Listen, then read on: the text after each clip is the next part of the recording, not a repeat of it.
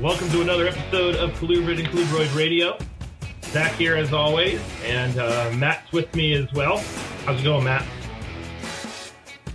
Frustrated as hell, but we're in it and we're running. So, to give our listeners a little bit of background, we recorded an episode last Tuesday with Chris Montross of Dark Horse Herps, and there was a little echo.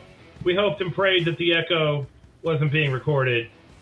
The mother effing echo was recorded. So we have a 2.5 hour episode with Chris that basically went to podcast purgatory. So we're going to have Chris on again. And then we just spent the better part of 40 minutes trying to get the record button to work. But the record button's working. We don't have an echo. So we may actually be able to, you might be listening to this podcast sometime this week. So please know we're not ditching you. It's just technology is not exactly being our friend. So, yeah. So tonight we have on, and I'm probably going to butcher his last name, Kurt Schatzl? Schatzl. Almost. Who's a longtime Colubrid keeper, well known in New England, former president of the New England Herpetological Society, correct? Yeah, several times over. So we're going to be talking to Kurt about colubrids, obviously, naturalistic keeping. We got a couple target taxa, which we're looking forward to discussing tonight. But before we get to that, it's just kind of our tradition to kind of go over what all went down. So this past weekend was Daytona, and neither Matt nor I, and obviously Kurt, were there. So if you had a good time at Daytona, put something up on the Instagram page or the Facebook page. But maybe going next year. I don't know. We'll see. It's unfortunate that it always hits literally the weekend before my semester starts. So there's that. Other than that, breeding highlights. I had my first clutch ever of gopher snakes, Sonoran gophers. I thought they were Lahita locality. And then out popped one that was this crazy pattern. And then Chris Painshab from Badlands Herp, he's in the chat group I'm in, and I shot a picture to the group. I was like, what the hell is this? And then he informed me that I produced a Forks gopher snake. So apparently my gophers have Forks genes in them, which is pretty cool. But we produced a bunch of bull snakes up at the school this year. So big pit fan here. They were pretty cool. They're chilling in the garage. I have another half clutch of false water cobras set to hatch in the next 10 days. And other than that, my season's coming down to a slow trickle. But I looked at the calendar and was like, son of a bitch, it's time to start feeding things rats and mice because we're heading into brumation soon. So I'm going to be picking up feeding on some of the animals and trying to make sure that the females that drop this year are kind of as close to being at weight as possible. So that's that for the herps. And then, of course, the inevitable is happening tomorrow as we record this. Tomorrow the semester starts. So 15 weeks of happiness and joy. The students always talk about how rough they have it, but the profs have it just as rough. But there's absolutely worse jobs in the world. This is the first semester, though, that I only have I'm teaching herpetology to grad students, and I'm teaching herpetology to undergrads, and that's it. So I can't bitch that much. I mean, this is kind of like a dream semester. So that's it for me. What's up with you, Matt? Oh, man. Well, this is kind of the end of the winding down of egg season. Pulled out some mandarin eggs this past week, and today was actually extremely exciting because I pulled out a clutch of red-lined or red-striped snakes from Africa, which is amazing, and also received a phone call yesterday from a good friend that I had sold a pair to, man, it's got to be like 3 or 4 years ago. One of the first pairs that I ever produced, he ended up pursuing them as his collection, and he ended up following my directions and ended up producing his first clutch too as well. So extremely excited to see the succession of that species in herpetological collections, and also extremely excited to just see, continuous reproduction in captivity. So no, that's got to feel good, and we wouldn't have let's stop being humble. Those snakes wouldn't be here if Matt didn't start working with them and do the hard work to figure out how to establish them and get them to breed. So that's got to be cool. Good feeling to know somebody else is doing it too. A lot of veterinarian care and also life and death. Trial and error. Yeah, a lot that's of trial the truth. and error.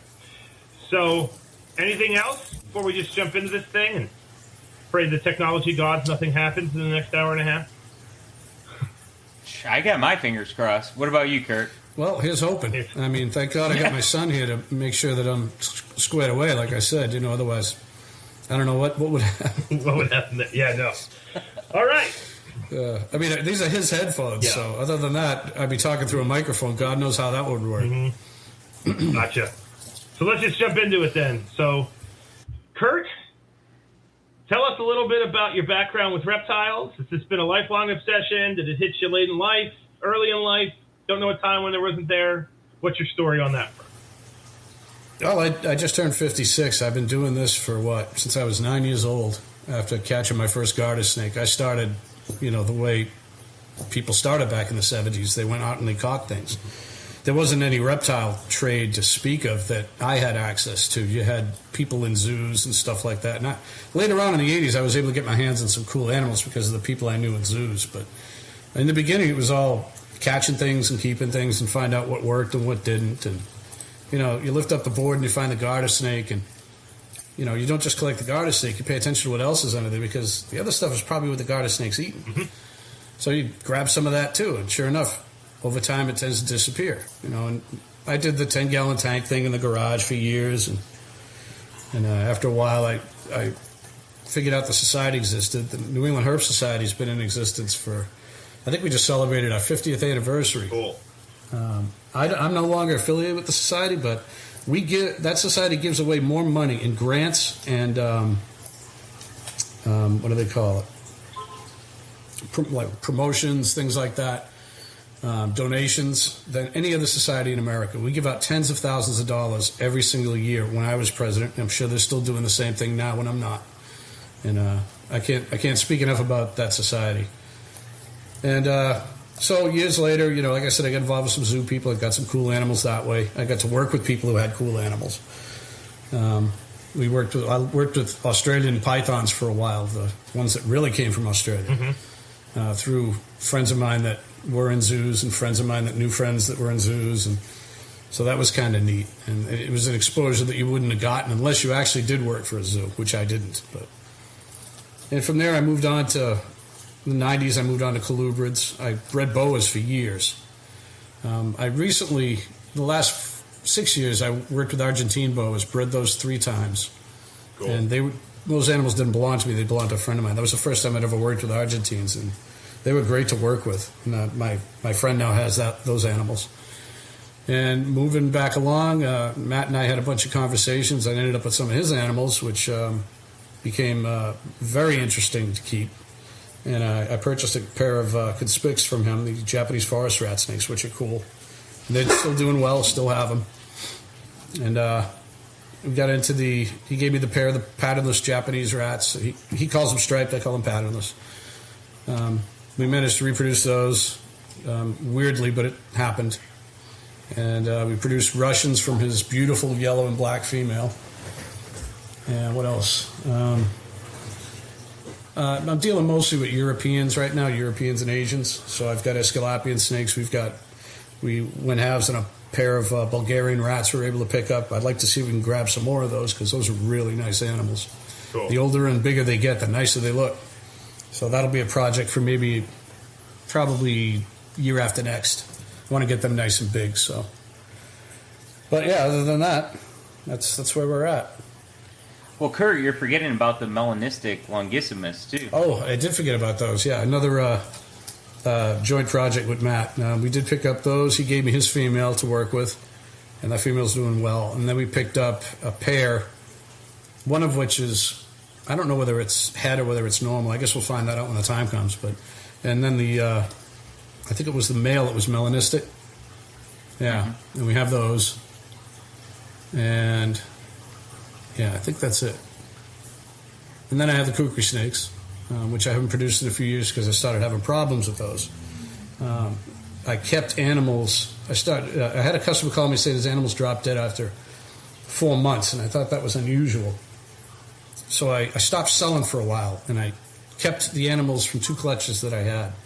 And sure enough, over time, 80% of those animals dropped dead between 4 and 6 months, and I couldn't figure out why that happened, and I still don't have an answer for it. So the only solution I was able to come up with to, kind of stop the bleeding is to just stop selling the animals and just keep them until I can figure it out. It might be an inbreeding thing because the Tioman Island kukris are only found from Tioman Island, supposedly, and that became a wildlife preserve in 1974. So everything in European and German and Swiss collections, those are all animals descended presumably from that island before it closed off export. So there's probably a good deal of inbreeding. That's my only guess right now, and I'm trying to get hold of any other wild kukri I can, preferably a purple one, and just try and outbreed a little bit and see if I can get the line to stabilize before I start selling to people again. So, but there's still plenty of people out there who have adult kukris, and they're producing from what I sold them. So one of my customers actually made a page about them, and it has all my customers on it. There you go. Cool. Well, and I think that's actually a cool little segment off of this too. Is just the ethics and responsibility of a captive reptile keeper is just, when you actually see something like that, to actually kind of take back and look at things and try to associate what might actually be happening and try to look at it as a solution and try to coordinate that in terms of conversation. I think, those of us, all 3 of us have real jobs here. I don't have to worry about filling the propane tank in the double wide. So snake money really doesn't mean a hell of a lot to me. I mean, my reputation means more than that. The health of the animals and where they go after they leave me means more than that to me. So, and, I'm preaching to the choir here, obviously, but there's tons of people that need to know that. Yes, they do. No, I agree. So, Kurt, kind of going into that, I mean, you and I, we had conversations even, too, when I was out there in Massachusetts, and I remember you had the house snakes, you had the AML house snakes and stuff like that. I worked with them for years. And then you finally got rid of them. And then I got back into them again, and then I got rid of them again. I get in and out of them twice. After breeding hundreds. So why colubrids, though? I mean, in everything Space, you mostly. kept, The idea of, and I did for the longest time I did the rack thing and the newspaper thing and the Cool Whip container water bowl thing, and after a while my eyes just started to glaze over, and I said, there's got to be and I had access to some European keepers at the time, and they were keeping far fewer animals than I was, but they were keeping them so much better. So I kind of scrapped the entire way I was keeping animals, and I slowly and gradually worked my way into just keeping a select few animals. I'm at the stage right now where if I want to work with another species, I have to figure out which species I want to get rid of to bring that species in. Because I'm not really adding to the collection. I'm adding to the collection in the way I want to keep it, not to just acquire an animal. So a lot of it, again, the European way, isn't the American way, where we make tons of money and stuff like that, and we mass produce animals. It's a much more enjoyable way of keeping animals, and I'd rather keep the 35 animals I have than 350. Can you expand a little bit on what you mean by the European way, just in case there's somebody? Well, naturalistic stuff. They try to do it as naturalistic as possible. I'm not real good at naturalistic setups. My girlfriend's a lot better than I am at it, and she's helped me a lot at it. Because I don't Canadian. know what I'm doing. I know what I want. I just don't know how to get there. So I asked, because she's always buying plants, and the whole house is like, I'm afraid I'm going to be the apartment. I'm afraid I'm going to be strangled in my sleep by some plant. So it's obvious that she knows what she's doing, and she set up a few of my enclosures here. In fact, the Bulgarian enclosures she set up, and it works great. Topsoil, some cypress on top, put your pothos in, add your lighting, UVB, or preferably UVB, and a plant light, and you're good to go. And the beauty of Europeans is you don't have to worry about heat. You don't have to use stuff like FlexWatt, you can use a spot if you want. But my animals aren't up and awake in winter, so it doesn't matter. It's not like I have to superheat, a a large enclosure in wintertime for an animal that's not going to be up and moving. It's going to be in hibernation. So, hey, but Kurt, real quick, man. I'm pretty sure your girlfriend's Canadian, so is that the Canadian way or the American way? Well, it's definitely a way of keeping plants healthy, I'll tell you that. And by the same token, animals healthy. So if one does well, the other does well. But, I don't know. The American way being, like I said, everybody looks at things through the lens of money. And, I have a job for that. And when I stop doing the job, money will still come to me. I'll get a pension and things like that. So snake money was never something I'd always sought to latch onto. I usually buy guns with it or, something. Gotcha. Or I put it back into the enclosures. I do other things with it. There's always stuff that needs replacing. Stuff burns out. Lights get too humid and blow out on you. And so there's always a way to spend the money. No, that's something, Kurt, Zach, all of us have always talked about. It's really just a means of just kind of continuing the hobby. It's kind of a fun way to actually think about the hobby because it's a hobby that actually supports itself. It's almost like self-sustaining in those attributes. But, we have to be careful to morally and ethically to make sure that we're not cutting corners and make sure that we're, providing the best for these animals. And that's something, Kurt, early on, you and I, we've had many conversations. I love your keeping style because of, for instance, the way you keep Russian rats. Almost like walk-in enclosures. It is a walk-in, but I'm lucky to have that because that actually was my bulkhead. And when you're dealing with an animal like a Russian rat snake, you have to do nothing to that enclosure to keep them in it except put a couple of spots in it and a UVB light and you're done. And just make sure the door locks. That's it. And I decided to plant it and everything and make it look nicer, but you don't need to super insulate it or anything like that. That's a hibernation room for them as well. That goes down to 40 degrees in winter. I just keep them right in there. So, Kurt, for the people that aren't familiar with yourself, would you mind just, elaborating a little bit? Maybe even, pinpointing your Facebook, Instagram page now, so this way, if someone's, listening actively while this actually plays, they can actually just quickly, search to it right now. But also talk about the respective means of how you have that enclosure set up. Sure. Okay, we'll do the Facebook and the Instagram thing once. You want me to spell out the links? No. I think just casual because we'll include it in the description later. It's just I used to have I think Facebook took it down. It was my South Shore Herpetological Society page, but that doesn't belong to me anymore. Facebook wouldn't let me re-access it. So it's just my personal page now that I have, which is just my name, Kurt Schatzl, KURTSCHATZL. And then my Instagram is pigeon _toad, TOED _orange _peel, PEEL. Pigeon toad orange peel. It's a reference to a bar in a Clint Eastwood movie from the 70s. Okay, cool. In case you were wondering. I'm sure a lot of people are, but now they're not. Yeah. Yep. Okay, cool. And what were we going on to next? I'm sorry. Oh, just how you have the enclosure set up in terms of maybe dimensions, temperature, setup, what have you, because I think this is actually very important in terms of talking about maybe even keeping snakes communally too as well.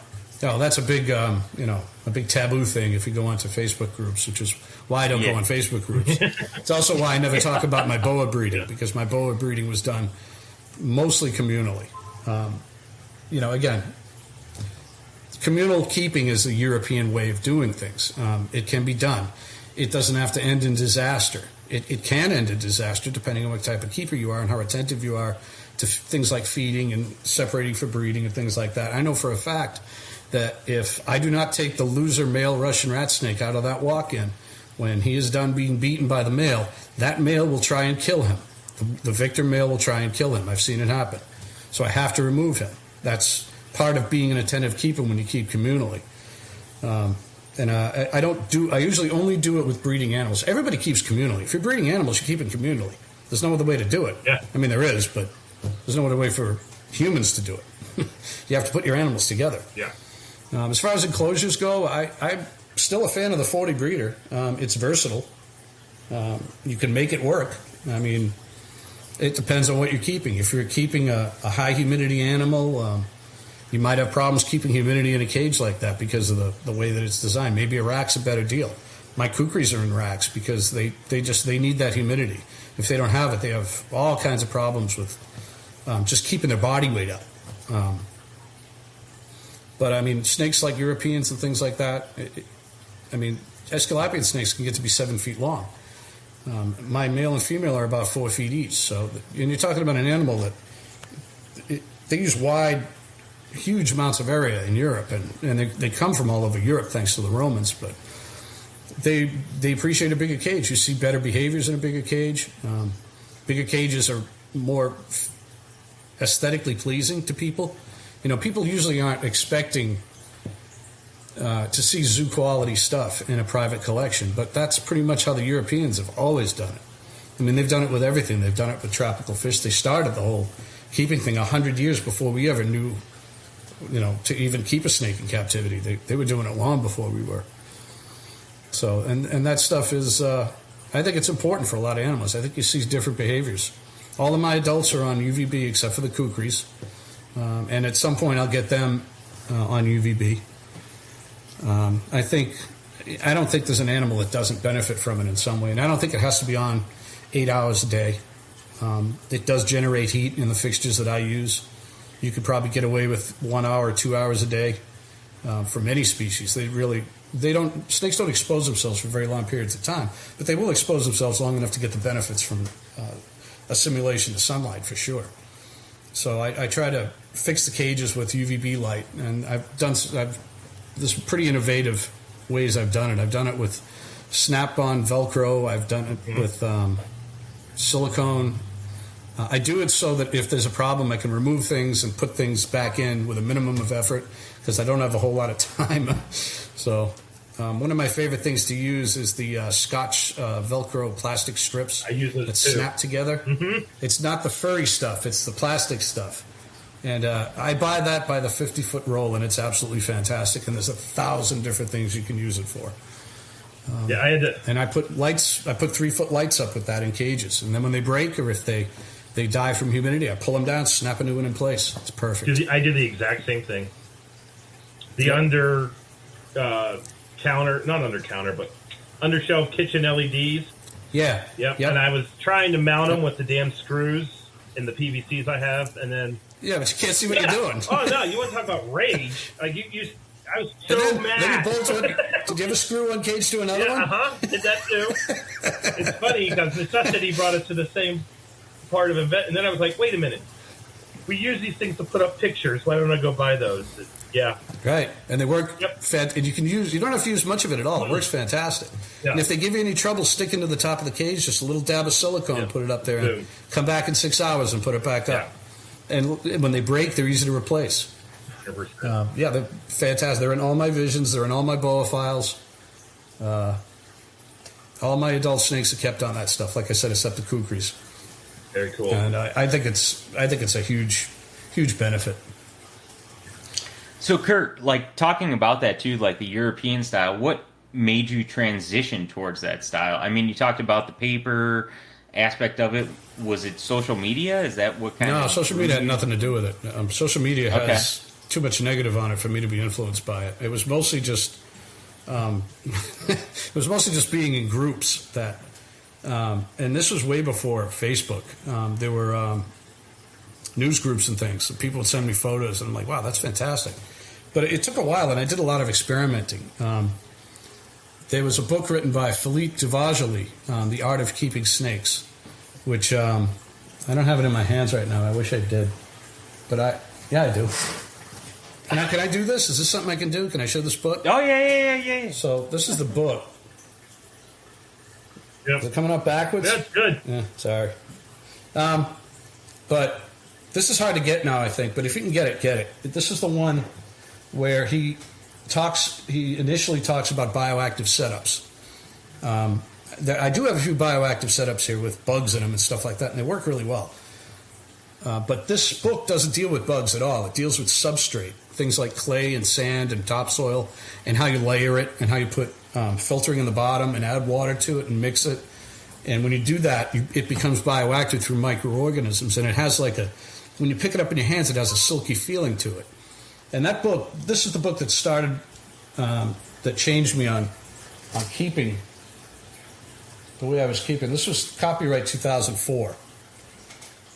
So I was thinking about it, but then this book came out and I read it and I'm like, yeah, this is what I want to do. So that's what I started doing. And then from there, I kind of went and did what worked better for me in my snake room and things like that. But it's still the same idea, the same principles that he outlines in that book. He's one of my personal heroes. He really knows his stuff. Yeah, no, Philippe's a great guy. I was invited in 2020 to go speak in California for a conference. Obviously, that didn't happen. But, I mean, having received multiple animals from Philippe, I mean, he is a genuine gentleman that really respects the aspect of captive husbandry. It's hard to find a European that doesn't. It really is. Right. I mean, it really is true. You can find plenty of Americans who don't, but it's hard to find a European. But yeah, less animals, better enclosures. I mean, that's kind of been my motto. It's always been, whenever I think about getting another animal, I always think, how am I going to keep this animal? What's the plan? That's the first thing that runs through my head if I'm thinking about working with an animal. And there's stuff that doesn't do well for me. I don't do well with lizards, and I don't do well with South American snakes at all. So I don't keep them. I got away from them. And I realized that Europeans and Asian colubrids were my thing. And, the occasional, I have a few educational animals here that are North American, but that's it. I haven't done any educating in a while, but because of COVID and all that, so. Well, that's how you and we even talked about multiple things too. I was like, hey, Kurt, I think this might actually do better out there by you based on barometric pressure, temperature changes, winter. That has a lot to do with it. And we worked it out, and you said, hey, I want to make sure I have cages available. I want to make sure I can keep them properly, which a lot of people don't do. And I think that's actually something that I really wanted to talk about in this episode, and I know Zach wanted to talk about, because there's actually a bigger part of this in terms of captive husbandry, in terms of moral and ethically keeping animals responsibly. And, I mean, you kind of nailed it already, Kurt, in terms of talking about, cage style, UVB, and just the proper offering in terms of what will actually succeed in your collection. Yeah, there's like I said, there's certain things. I remember buying a pair of Centicolas from Bill Hughes, and he gave them to me at a really good price, and I brought them out here, and they would eat, but they didn't thrive, they didn't grow. One eventually passed away. I had them for about a year, maybe a little longer. I ended up selling the remaining, I think it was the female that was remaining, to the Zirkles, and from there it went somewhere else. But because of the humidity we have here, and because of the high temps, and the fact that it was really hard, we have hot summers here. We've had 95 degrees for the past month and a half here. It's been hot, and it's really hard to control, to keep temperatures down when you're dealing with an animal that's out in 60-degree weather basking, like the Centicolas are.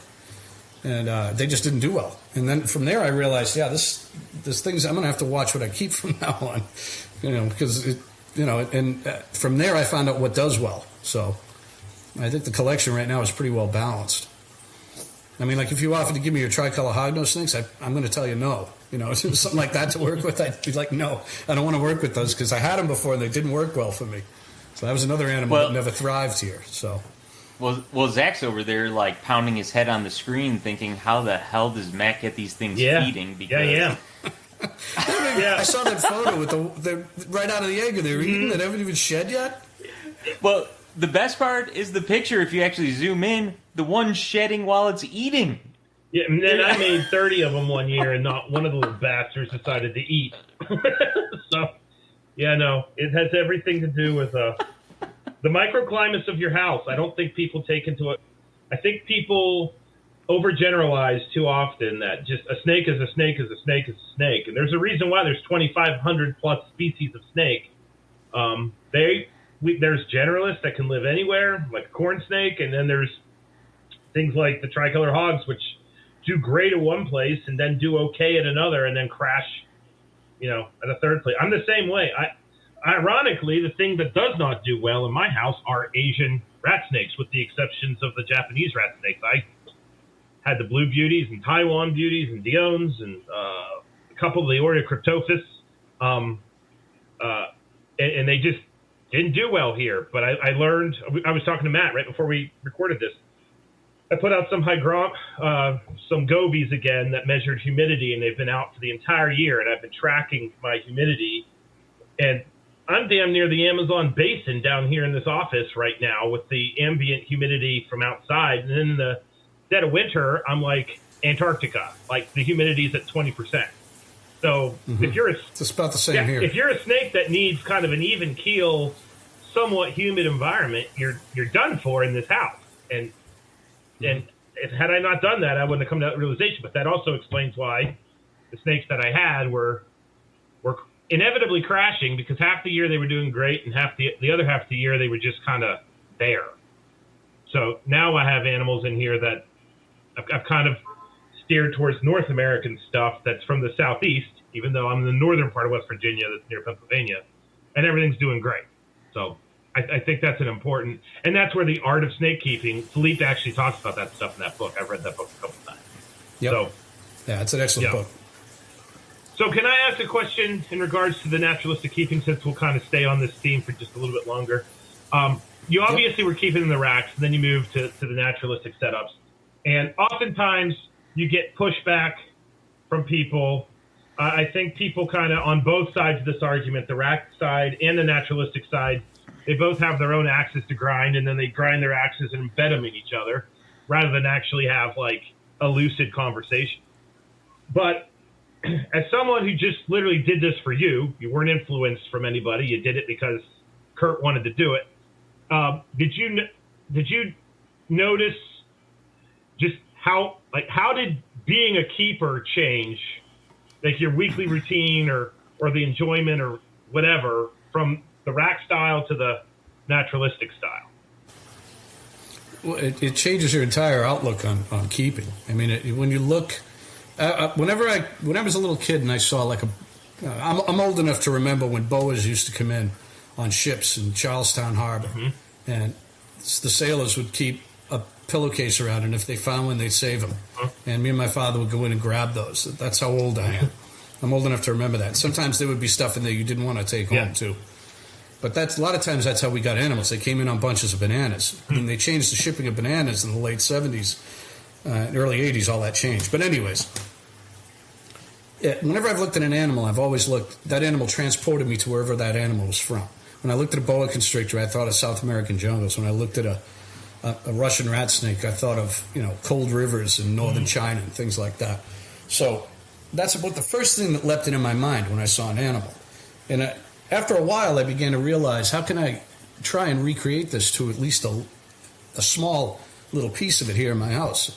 And being in touch with Europeans helped with that. And once you do that, you begin to see your animal behaving in entirely different ways. Now, I'm not the guy that knocks racks. Racks have their purpose. My kukri snakes would be dead if it wasn't for racks. Hell yeah. If I decided to put them in a 10-gallon tank, they'd be dead. You can't hold the humidity. You'd have to pour water in there every 6 hours. I don't have time for that. It's just too crazy. So they do have their purpose for some snakes. And eventually, if I get a few more on hand, I will be experimenting with different ways of keeping them aside from just the general rack way that I'm keeping them right now. But it changes the animal's outlook on being kept, and it changes your outlook as being a keeper. I got more enjoyment out of it. Yep. It was more interesting it's more work. People think, it's not work, just bioactive. No, that's not how it works. It's hard to have enough bugs in an enclosure to clean up everything. Yeah. And I don't like the way snake skins look after they've been attacked by the pill bugs because they separate. So you got to get those out of there. Otherwise, they just create a big mess for you. So, I mean, can you get away with it? Possibly. If you have enough growing plants are hard to keep in an enclosure with a large adult snake. They crush them, even pothos. They'll do a number on them. They'll lay right on top of that plant until it's dead as a doornail. And there's really not much you can do about it. You can put stuff in planters and hang them. but then you're losing the appeal. Now your place looks like an apartment instead of a snake enclosure, so it looks different. So you gotta. There's a give and take with everything. That's in a case like that, you go to some artificials. Mm-hmm. So, but yeah, it changed my whole outlook on keeping. And if I ever move, and I probably will when I retire, I'm gonna have a hard time replicating what I have here. I can see 2 or 3 moving trucks just to take what I have here away with me, and that's just reptile stuff. Good golly. And that's if I'd want to take the caging with me. So. Yeah, it's really funny when you start to put all of that in perspective. Because I've experimented with rhino rat snakes, Persinum too as well, and setting them up in naturalistic cages. And I don't think a lot of people realize how much work it actually takes to actually keep up with that, especially when you get into the aspect of bacteria with substrate, bacteria with water, but also there's a lot of bacteria that actually builds up on plants too as well that you have to take into account, especially because that animal might be soaking in water that might have defecation inside of it, and they're going to be moving around inside of their enclosure and spreading that around, and something you have to take into account for. Yeah, freshwater is something you got to pay close attention to if you're keeping in naturalistic setups. If you're keeping in any setup, the animals, they can go without food. It's not a big deal, but freshwater is critical. They can drink out of dirty water in the wild. I'm sure they do it time and time again, but it's not dirty water that they've been defecating in for the last 3 weeks. So. All right. So you have this enclosure with the Russians in it, and we thought we haven't really dove into Russian rat snakes yet on the podcast, and they're one of my personal favorites. They're kept fantastic snakes. So just talk. They're the best pet snake in the world. There you go. They really are. I share that sentiment actually. So there's nothing bad about them. So talk a little bit then about that. Give the dimensions of that enclosure, because I don't think we did that yet. And then, all right, so it's a regular bulkhead of a house. Oh, bulkhead. Okay. Yeah, and what I did was I built it up with cinder block to make it a square room instead of bulkheads slant, and they usually have a staircase in them so you can walk into your basement from outside. When we redid the house, we went to gas. Everything got cut up and brought out the back door, so we didn't use the bulkhead at all, and we've never used the bulkhead for anything. So I decided to take it and just put cinder block in the end, put a roof on it with shingles. Uh-huh. And for a while, for many years, I bred boas in there, and it was insulated. I bred boas in there. I bred scrub pythons in there. I bred retics in there. I bred all kinds of animals in that enclosure. It's been the way it is for 40 years now, easy. But it had insulation back then. And now it doesn't. Now it's just a complete bare concrete enclosure that's been spray painted green, and it has a heater in it that never gets used, an oil-filled heater. The dimensions are about, it's about 6.5 feet tall, about 7 feet long, and about 5 feet wide. Cool. And you can walk right into it. It's got a door like a door in your house. You turn the knob, you pull it open. And it's completely escape-proof for an adult animal. I wouldn't want to put small animals in there, like babies or anything. I wouldn't want to let eggs hatch in there. That could be bad. Yeah, and it's got a shelf for basking that is screwed into place, a piece of 1x6, and it's got dead tree limbs. There's nothing alive in there. It's got a topsoil floor. It's got natural bugs that come in through cracks from the concrete outside. So it's got a lot of your cleanup crews, your pill bugs and stuff like that. What the hell do they call them? Isopods. Yeah. And it's got a lot of those, and there's tons of those in there.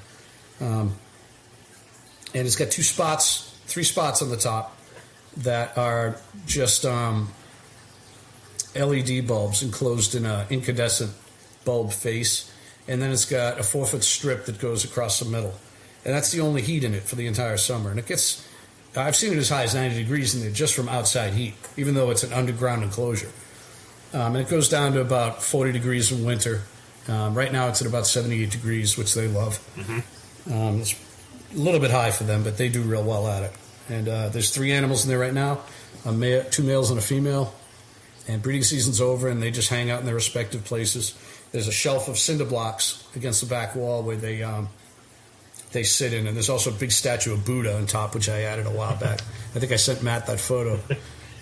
I bought it off Amazon. I couldn't resist. Just give it an Asian appeal, you know. Mm-hmm. Plus, it's good for my chakra. There you go. Yeah, so. keeps you level. Yeah. So, but I'm lucky to have that. Most houses, you need your bulkhead for doing things, you know, heavy work and stuff like that. We don't really need it here since, like I said, we redid the heating system, and that'll be like that for forever and ever. So, cool. And then the other enclosures I have, I've transformed 40 breeders into upright enclosures. You can do that with Lexan. You drill holes in it as a lid, and then you put hinges on the side and a hasp on the other side. Oh, cool. You can get the hinges from different vendors and glue them right on. And it, if you use like 1/8 inch or 1/4 inch Lexan, it won't warp on you.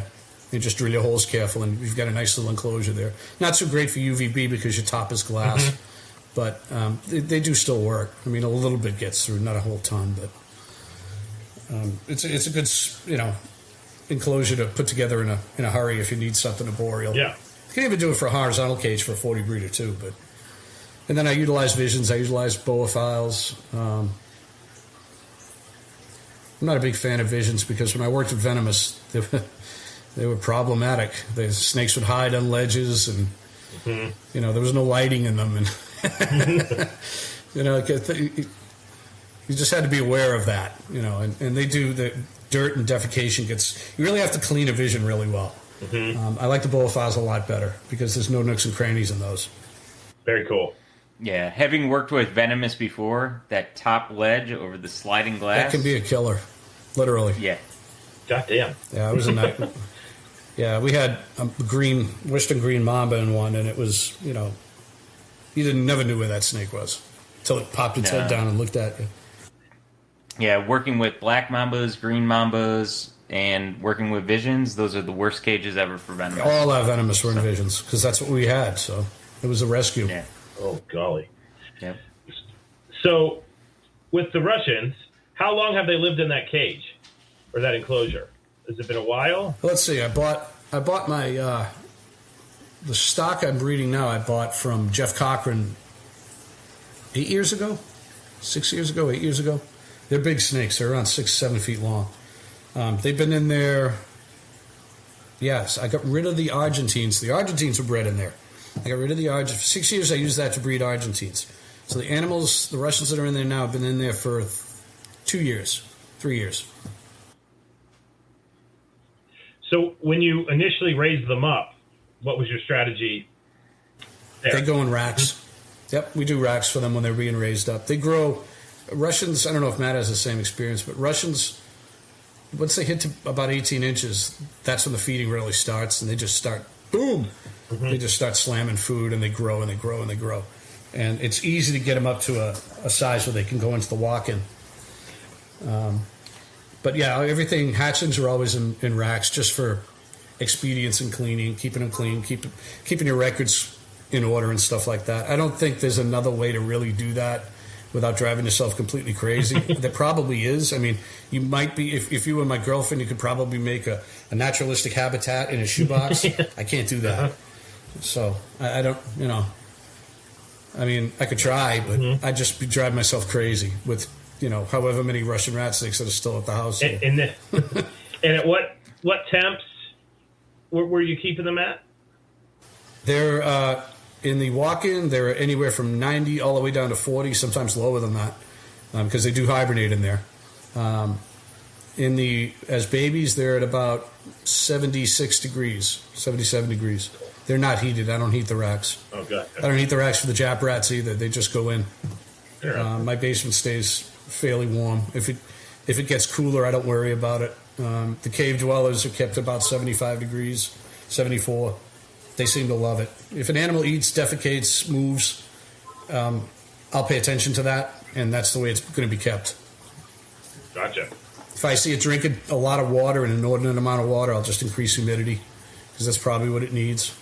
So how long does it take to get to that 18-inch mark? For a Russian? Year and a half, maybe? Okay.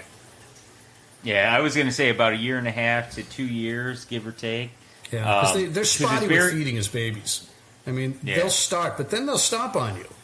You know, a lot of times, and I tell customers this, I'm like, you know, don't be surprised if this animal starts feeding in September, because they just do that. And if it does that, just, you know, put it someplace where it's about 50 degrees for a month, then wake it up, and it should be fine. You know, I'm not going to hurt the snake. No, you're not going to hurt the snake. The snake's going to be fine. But yeah, year and a half, and I think once they start smelling females as they approach adulthood, that's when the eating really starts to happen too. Because I know my males and females smell each other. Because Matt's female is kept in a big Exoterra, and that animal knows when there's males around. And that's the enclosure she's bred in too, because I need to keep what I do with her separate from what I do with my animals. And then I have another male that I'm growing up that's in a rack. A really yellow one that I got at a Reptile Expo for almost nothing. Nice. That animal is half owned with another friend of mine. But yeah, they're spotty at feeding before they hit that 18 to 20 inch mark. And then once they start breeding, they just never stop feeding. Excellent. It's almost like a nutrient war with them. They need to get as much food in them as they possibly can. And Matt's female will not stop eating. If I fed that animal 10 mice, she'd eat 10 mice. She might throw up 3 of them, but she'd eat them. And, you know, feeding an animal as much as it wants to eat isn't necessarily a good thing either, because that doesn't happen in the wild. Yeah. So I tend to keep my animals pretty lean. My Russians are pretty whippy, but you can't see any bones or anything, so I'm not worried about it. Well, and that even brings up something, Kurt, you've brought up with me too, in terms of hatchlings, you know, respective from 2 different females.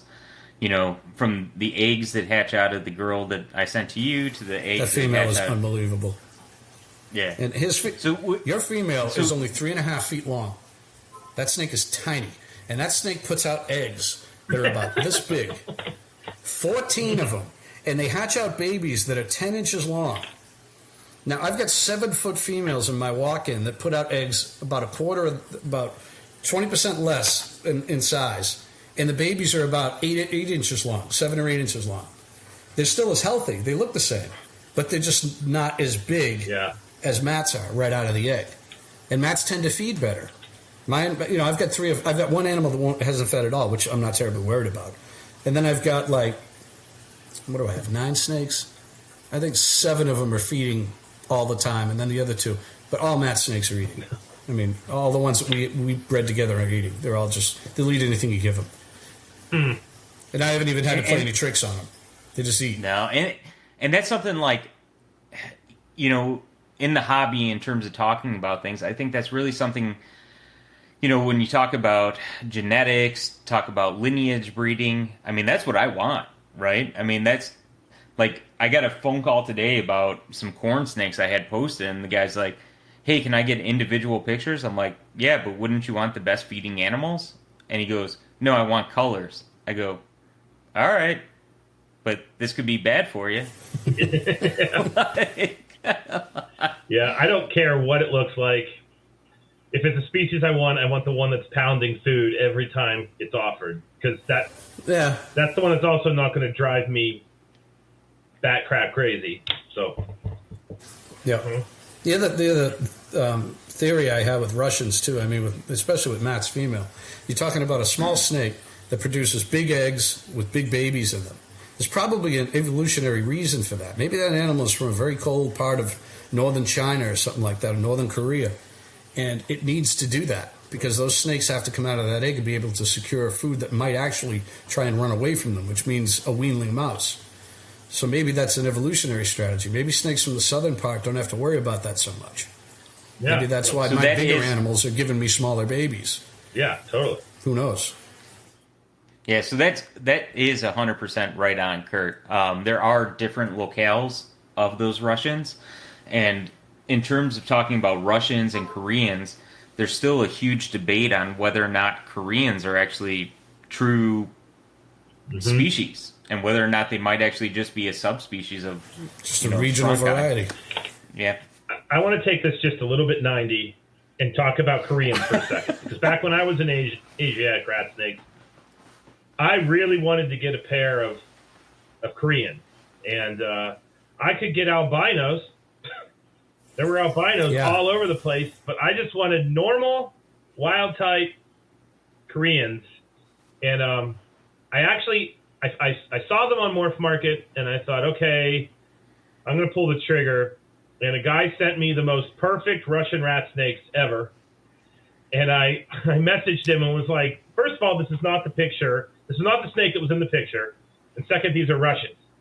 And to his credit, he was like... They sell you babies or adults? They were like juveniles, but they absolutely had the pictures. No, if they're black, they're Russians. When they got here, they were black with bands. I mean, there was...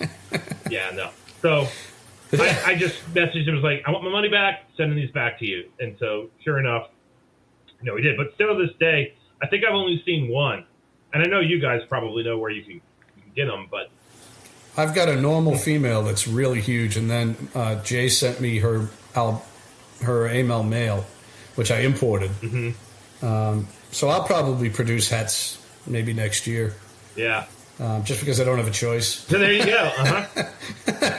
But I like that area. Yeah. Whatever animals come out of that area, I try to grab them. Mm-hmm. I also have a pair of those Spalerosophus atriceps, those diadem snakes that really aren't diadem snakes, the ones that change colors. Yeah. Those are cool, and those are hard to get. Mm-hmm. So I have a pair of those because they're from kind of the same region, Pakistan, India border. And of course, when India and Pakistan have been at war for the last 50 years, so it's hard to get exports out of there. So you got to get what you can grab. So, but I do have a pair of those. And I like the animals that come out of that general region of the world. Very cool. So then, feeding strategy, is it once a week mouse, chicks? Not once a week? What's the feeding? Chicks once a month for the adults. New babies, if they give me trouble, they get dead-brained pinks. I'm very reluctant to do a live brain pink. I almost never do that because I don't want to do that to an animal. Yeah.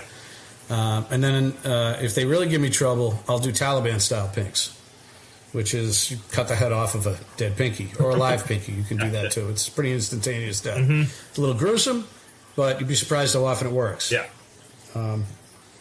But yeah, Sunday's usually the feeding day. It's usually once a week. Gotcha. And I go in cycles, so some animals only get fed like once every 2 weeks. The walk-in Russians get fed once every 10 days. Gotcha. I usually can't produce enough mice to feed everybody at once, so I figure the animals that are getting ready for hibernation, they can go without a little bit. But the animals that are growing up, they get a little bit more. But yeah, it's usually once a week. Gotcha. Okay. And I do have enough chicks for once a month feeding. So. And then for the people, and I breed my own mice. Yeah, I'm picking that vibe up. So what's it like to breed your own mice? Oh, it's horrific. Yeah. It's literally the worst part of this hobby. Yeah. There's nothing worse. Yep. No, and yeah. The worst part is, and I have a friend of mine who I love dearly. He wants, every once in a while, he'll produce clutches, usually in the springtime, of black milk snakes. And he lives right down the street from me. And he'll want a couple of pinks. And I'll have gotten home from work, and I'll be showered, and I'm sitting down, and he'll, and I think, oh shit, I got to get Jonathan his pinks.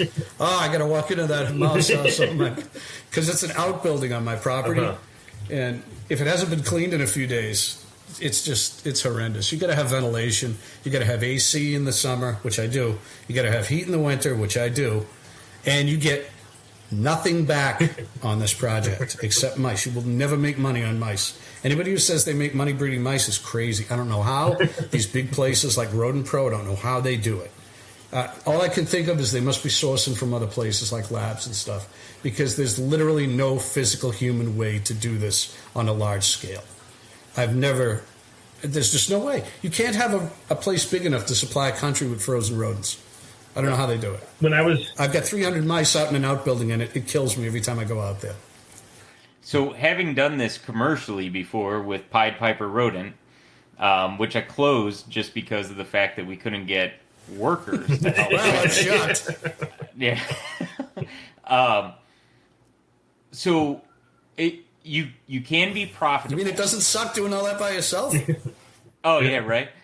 But when you're producing 3,000 to 4,000 mice a week, it's a lot of work. You're just never out of the building. No. Never. And to be very frank, I had never even gotten to full production.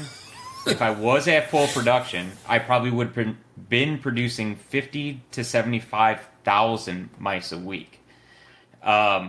So it is profitable if you do it right. The thing is, of the nature is, a lot of people never will do it right because they lack in terms of feeding the animals properly, cleaning the animals properly, packaging the animals properly, and making sure that they don't bring in any sort of disease inside of the actual enclosure or like room of which you're actually going into. Because there's wild mice that come into these rooms too. You know, well, my so room, but I know there is some. Well, you know, even when I did it on a commercial scale, we would actually change all of our clothes before we actually went into the breeder room. We would actually bleach our shoes before we walked into the main room, and we would bleach the actual floors of which we kept the animals in and bleach all of the enclosures and then sterilize it also with peroxide. That was that's standard cleaning protocol for every time you went in there. Correct. That's insane. No. So, but we never had a crash out of the animals. Everyone that actually bought mice from us said that they were the best mice they've ever bought in the past. And we fed a very high protein diet to those animals. And I mean, litter sizes were 20 to 25 in a litter per mouse. And at that aspect, it was just unsustainable for the female. So, I mean, every week I'd be working and trying to package up, you know, thousands of pinkies just to help with the females. Just to lighten their load. But it's profitable, but no one can actually do it at a level of which is sustainable because of no one wants to work. Yeah, no. Yeah, I can't think of anything in the hobby that's more work than maintaining a rodent collection. I mean, I did it 100%. Before I got on this podcast tonight, and it's an hour to do 1, 2, 3, 4, 5, 6, 7, 15 bins.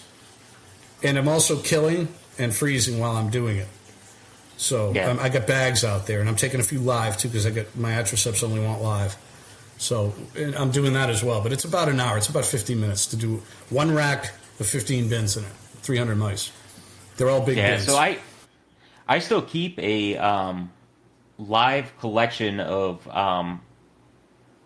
laboratory mice. I keep 2.10, and that sustains a lot That's of what I do just too. the hatchlings. 2.10, 1.5 ratio. Yep. Yeah, and I mean, it's a lot of work, and respective of that, I mean, it's primarily for live feeders and, you know, pinkies. It's just handier if you're raising snakes. Oh, 100%. But even that, I mean, it's a lot of work in terms of cleaning properly, maintaining those animals, because now you've brought in a whole nother level, right? You're raising your rodents, you're trying to make sure they have the diet proper. All that goes into your captive animals. Everything you do with them. Right. Good golly. Pain in the ass. Yeah, it sucks. But it's a necessary evil. You know, and I again, I try to keep it compartmentalized. My mouse colony is not going to get any bigger. If anything, I'll just kill off a tub. It's not going to get bigger. It's going to get smaller. So that's what I did today. I'm down to 1.5. There you go. Well, when I go to Canada next year for 2 weeks, I'm going to cut that colony in half because my son's going to be maintaining it, and I don't want him maintaining 300 animals. So, oh my golly. No. The only thing I did with rodents, my first attempt at grad school, I was in a venomous snake lab, and Dr. Grace maintained a rat colony and a laboratory mouse colony. And I don't know anything about ratios. I was the grunt that had to clean the bins. And there were 2 other grad students, and I would rather sling diamondback rattlesnakes all day long than deal with that shit. And then, of course, this is grad. It's awful, man. And the best part was, though, it was grad student driven. Because Grace would go into that lab maybe once every 3 weeks because we were the guys taking care of the animals. And, of course, and we would procrastinate and let it get to a level of horribleness that was just... You can't even see. Yeah. No, like when you'd move the bedding. I remember this, and then you'd get down to that like weird crap pine cement. I don't even know how to explain it. And then the ammonia just whoosh. Yeah, no. I keep all my mice on cypress mulch. I can see that. I don't know how many people do that, but it came to, and years ago I kept animals, snakes, on pine shavings. Did it all the time. I don't remember ever having an issue, but then I wasn't as astute as I might be now. But the common thing now is to not keep your animals on pine shavings. I still know people who do it. I still know that those people don't have problems doing it. But I started to think, is it really a good thing to be keeping mice on pine shavings? So I stopped doing it, and I said, well, I'm ordering all this cypress mulch. Why not just take a couple bags of this? So that's what I keep them on now. The only thing about keeping mice on cypress is it makes it harder to get them out of the bins when you grab the tails, because you tend to grab sticks of cypress while you're doing it. Gotcha. And it doesn't do anything for the smell. I don't think it does anything for cleanliness. The cleanest thing I've ever kept mice on were wood pellets for a wood stove. Absolutely fantastic. Huge problem, though. Dust everywhere. Gotcha. And you got to go in there with goggles and a mask on. Or a respirator, because it's that bad. So I stopped doing that. But literally the best stuff you can keep mice on. There is almost no mess. It just, the more liquid it encounters, the more it compartmentalizes and compacts it for you. And you just swipe your bleach, dump, wipe, refill. You're good to go. It's really very little mess with it. But the dust was something I couldn't take anymore. My equipment, my weed whacker wouldn't work anymore, because I do it in my tool shed. And all my equipment got gunked up. I couldn't work. I'm like, why doesn't this work anymore? It worked last year. I took it apart. It's all full of this dust shit. And yeah, so we stopped doing that. Now we don't have the dust, but I also have, back to the smell and the mess and the harder cleaning bit, than it used to be. But oh well. So we keep coming back to Russian rat snakes. I have one more question. When you get eggs, what do you do for incubation? Do they go in an incubator up on the shelf in the basement? How do you go? I've done all kinds of things. When I was a kid and I got snake eggs, I would just put them on top of the refrigerator. Did the same thing with snapping turtle eggs. And, I'd check on them and every day probably until I saw noses peeking out. But these days, I bought an incubator. Well, I bought a wine chest and made it into an incubator, which I'll probably end up selling for some stupid amount of money because I don't need an incubator. I come to find out this is not a necessary item. With the summers as hot as they are around here, my basement stays between 76 and 78 degrees. If I want lower temps, I can put the eggs on the floor somewhere at 75 degrees. But I don't need an incubator. I don't think egg substrate is important. I don't think... there's a lot of gimmicks involved in hatching eggs. I don't think any of it is necessary. Good eggs invariably hatch. So there's 1,000 ways you can do it. You can do damp paper towel. You can do vermiculite, which is what I do. I do vermiculite. It's just easy to keep moisture in vermiculite. And I use the fine grade stuff, the stuff that was hard to get for a few years. Some people use perlite. I have no familiarity with perlite. I just like vermiculite because I can do what I need to do with vermiculite. I can put eggs in a bin, and then I don't have to look at them again until noses are poking out. I don't have to add anything to them. I put them in little Tupperware things with some ice pick holes in them, and that's it. But I don't have to keep adding water. I don't have to keep misting. I don't have to keep doing things. I don't have to worry about an incubation temperature. I think last year was the year I stopped using the incubator. Really? I just said, the hell with it. I don't need it. It's not necessary. It gets hot, it gets cold. Good eggs will hatch. So that's pretty much what I do with any eggs that I get or will get from whatever animals I'm keeping here. The Koreans, the Bulgarians, the Aesculapians. If there's bad eggs, I'll try and remove them, throw them out because they attract the flies. If there isn't any bad eggs, or even if there is and the bad eggs are too hard to remove, I just let them rot there. Bad eggs don't affect good eggs. Years ago when I was a kid, I made the mistake of throwing away a clutch of Burmese python eggs that I thought were rotten. And the next day I went to go out and go to work, and there were baby Burmese pythons all around my trash barrel. So I didn't do that again. Eggs have to pretty much disappear in the container for me to throw them out. So I don't throw away. I've had bad eggs hatch. I don't do anything special with eggs. I just make sure that the humidity is fairly decent. That's it. It doesn't have to be 80%. It just has to be, if you see a little condensation on the side, you're all set. If the vermiculite sticks together in your hand, and no water can be squeezed out, but it still sticks together, then you're good. That's all I do. Perfect. Now, Kurt, off of that, though, the container that you're keeping it in, do you provide any sort of airflow? Yeah, there's a couple of ice pick holes in there. I don't make real large holes. Some containers, what I did was I used, you can buy them at Stop and Shop, just the red lid Tupperware food containers you take to lunch, depending on the size of the eggs you're getting. I'll take and cut out the top and put in a piece of mosquito netting, which gives you better ventilation while at the same time it keeps those tiny little sword flies out that like to get in there. And I'll silicone that around the top for ventilation. I've done that to a few. Because my Aesculapian snake tends to lay some duds, and I tend to not remove them because they're stuck to other eggs, and those flies will come in. And, there are people who say those flies destroy eggs. I've never seen them destroy a good egg. Maggots don't eat living tissue. They eat dead things. So whatever they're doing to these eggs, these dead eggs, they can continue to do it if they want, if they happen to get in there. But the mosquito netting, the kind that you pull down over your face from the hats, not the kind that you get intense, that stuff works really well. You can cut slices of it. You can get it off Amazon. You have to buy the hat, which sucks, but then you just cut it off what you need. And, yeah, it works great. You just cut a little square out, you silicone it down into the hole. And it keeps the same amount of humidity. I haven't found a problem. I've never had a problem with a husbandry issue where an egg went bad. Never in my life. Not that I can remember anyway. I mean, I just read in a book that, give it a certain amount of humidity and it's good to go. And, if it's a good egg, it'll hatch. All right. So, Matt, anything else you want to ask on Russians before we jump to another taxa? I think we jump into the next taxa. So the next one that we wanted to discuss tonight, it's got the same phenotype as a Russian rat snake. Very, very different, though, and that would be mangrove snakes, because Kurt kept one hell of a mangrove snakes, bred mangrove snakes. People have asked us for an episode on mangrove snakes, so we're kind of doing a shift down south into the tropics now. So tell us a little bit about your history with mangrove snakes, if you don't mind.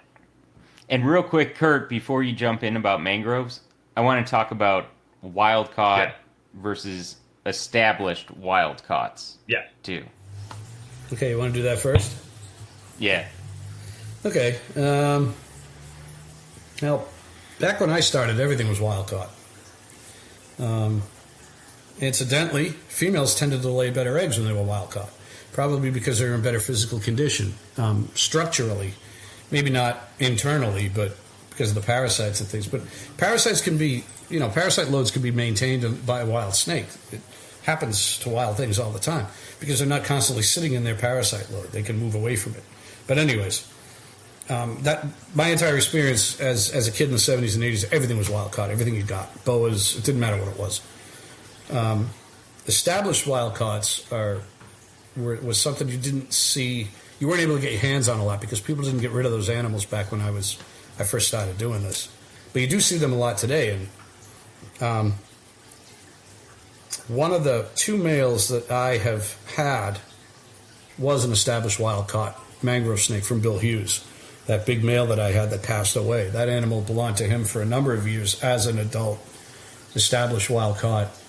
And he had it for 10 or 12 years. I had it for 10 or 12 years. So the animal was around 30 years old when it passed away, I think. But it never showed any interest in breeding with any of the multiple females I managed to get from it. Trying to think of what else I've had that was established. The only thing I could think of that I've had that was established wild-caught in recent history has been mangrove snakes. And Bill's was one. Bill's was probably the only one. The females I got were fresh imports, mostly out of Cameron Highlands. They were all in decent shape. They never gave me any trouble with feeding or anything like that. They were all Malayans. They weren't Indos. Indos can be problematic with feeding because their diet can consist of so many different things. Their diet can consist of fish. It can consist of shellfish. It can consist of bats, birds, eggs, lizards, other snakes. And mangrove snakes eat almost anything. They'll eat each other. They don't care. So the Indos would give you a problem, but the Malayans never would. Aside from just that species being, that particular animal being a established wild caught, what else were you going to get at along that topic? Well, no, it's interesting. Typically, whenever I've been at a show where people take pictures of mangroves holding them, wild caughts, they're extremely docile, right? They're holding them, Shipping nothing's shop. happening. And when you get right out of the airport with them. And so I remember when I was in Massachusetts, I remember someone actually forfeited an animal to the Herp Society, and I ended up getting it. This is, Kurt, you weren't the president at that point in time, but I got a phone call because I was at UMass, and the animal came to me, and I ended up inheriting a 7-foot mangrove. And what was very interesting at that point in time was, got the animal, it was very placid. The person that came over brought it out, was handling, they're like, oh, this is great, blah, blah. I had that animal for 2 weeks, treated it for parasites, and that animal became a demon and ended up biting me in the side, and I ended up getting necrotic tissue off the side from where the bite had actually happened. Yeah, I got a bad bite from one once, too. And that's something I think, off of that, that's an aspect of it, too, that I wanted to bring up, is just like the difference between a wild caught and established wild caught. Also that aspect of, you have to be cautious with some of that stuff, too, as well. Especially in the realm which we're living right now in herp regulation, which, Kurt, I know you're very involved in and very understanding of all that, too, as well, is just, it's an animal and species we need to respect, especially. Oh, yeah, for sure. I mean, it's never been responsible for fatality that can be confirmed, but you don't know the particulars of the keeper or the kept. I mean, you don't know what's inside the snake, and you don't know how the person's keeping it either. I mean, there's all kinds of anecdotal stuff out there about how someone's hognose snake made their hand blow up and stuff. And some of it might be, legitimately due to a reaction to a venom. But when I've dealt with, as you have, real venomous snakes, and a venomous snake to me is 20 minutes. That's the time that you need to set aside to get yourself to a hospital to get treatment before you lose consciousness or before you start to lose tissue, one or the other. To me, that's a venomous snake. That's the way I always looked at it. With mangrove snakes, there could be other things going on. There could be the cleanliness of the keeper. Maybe they're a grubby individual. I was bitten, had a bad reaction. I had my knuckle blow up because that snake sank a fang right into the groove of the center of the knuckle. And it was only on me for 3 seconds, and I pulled it up. But that knuckle blew up like a golf ball. I got pictures of it somewhere. It wasn't normal for about a month, but it's perfectly normal now. But there's things that can happen with bites that, if it hits you at a certain spot, if a certain thing happens, if you let your snake chew on you for 20 minutes for an Instagram moment. Yeah. These are the things that a lot of people, nobody's asking the right questions because nobody wants to be investigative. Nobody wants to hurt someone's feelings. But if it's venomous and you don't get to a hospital in 20 minutes and you're going to die or lose tissue, that's a venomous snake. That doesn't mean that you should be treating things that can give you a medical problem lightly. And like you said, the animal's not behaving normally because it's got a parasite load that it has to deal with. So that's another issue. Once that animal normalizes and it becomes, healthy in captivity, then it reverts back to its old self. We know how parasitized a lot of these Asian animals are, especially ones that eat a ton of fish and amphibians like mangrove snakes tend to. So there's all kinds of things going on with mangrove snakes, in addition to the fact that they are venomous. So if you get... Oh, go ahead, Matt. So, you're up. Oh, I was going to say, with most of the mangrove snakes being available to the general community, what would be your recommendation for establishing those animals in captivity? Well, first, other than avoiding them. Yeah, well, everyone wants to keep mangrove snakes until you get a mangrove snake because they're really one of the most aggressive species of snakes I've ever kept when they're healthy. They will not stop trying to bite you. They will succeed in biting you. I don't care if you're using hooks.